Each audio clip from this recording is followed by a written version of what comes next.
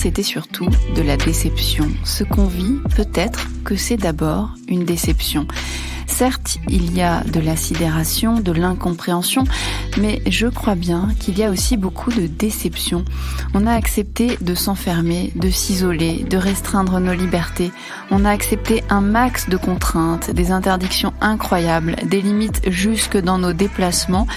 Mais on était plein d'espoir. On y croyait au monde d'après.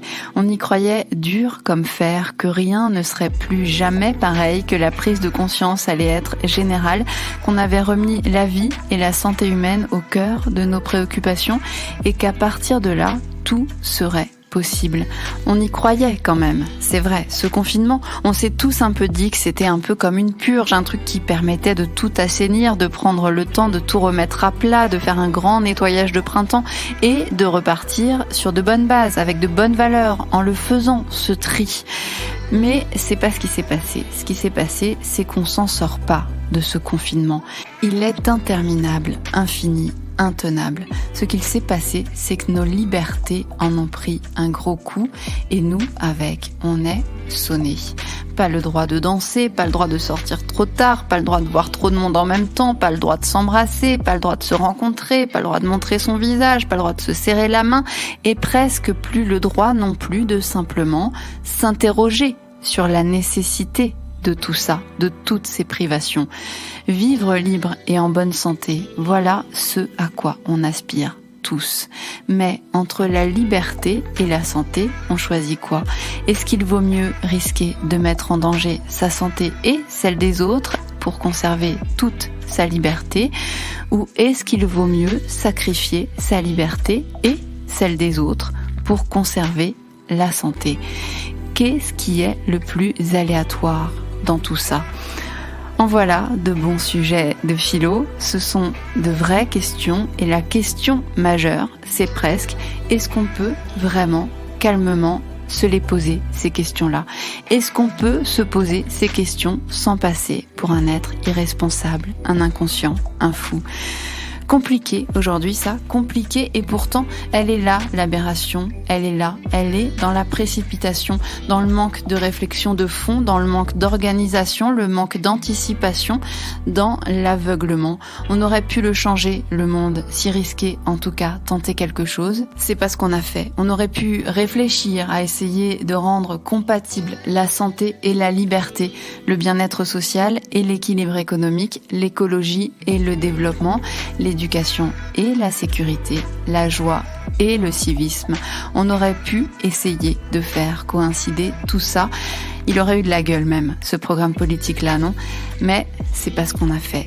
Je dis on parce que je ne veux pas dire il, je ne veux accuser personne.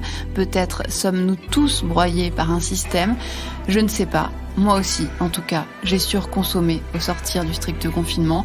Moi aussi, j'ai repris la voiture. Moi aussi, je suis repartie sur le fameux tapis roulant sans réfléchir pour sauver ma peau, pas forcément celle de la planète, ni même celle de l'humanité, mais juste la mienne. Résultat, on y va dans le mur. Tous, la fuite en avant, on commence à bien comprendre ce qu'elle veut dire et les espoirs s'éloignent petit à petit le monde d'avant avec ses concerts géants, ses festivals, ses foires, ses expos, ses salons, ses séminaires, ses manifs, ses rassemblements, ses événements de rue, ses matchs de foot, de rugby ou de tennis.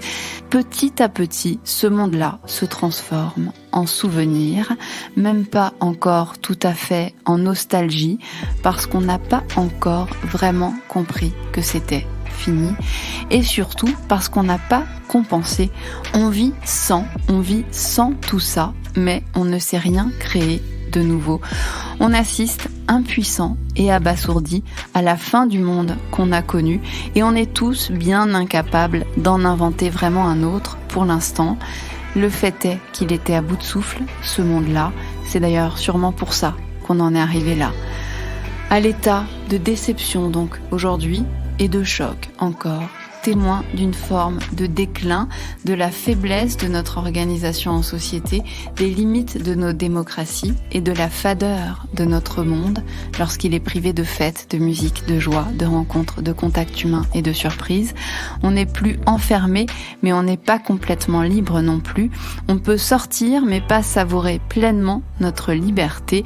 C'est comme vivre une histoire d'amour sans mot d'amour. Il manque un truc, on survit, ça tient, mais il n'y a plus la magie. Elle s'estompe tout doucement, sans qu'on s'en aperçoive au début. Et puis un jour, c'est trop tard, on y est, dans la fadeur et l'incertitude. Et pour retrouver la confiance, il va falloir en trouver d'autres, des nouveaux, des différents, des mots d'amour.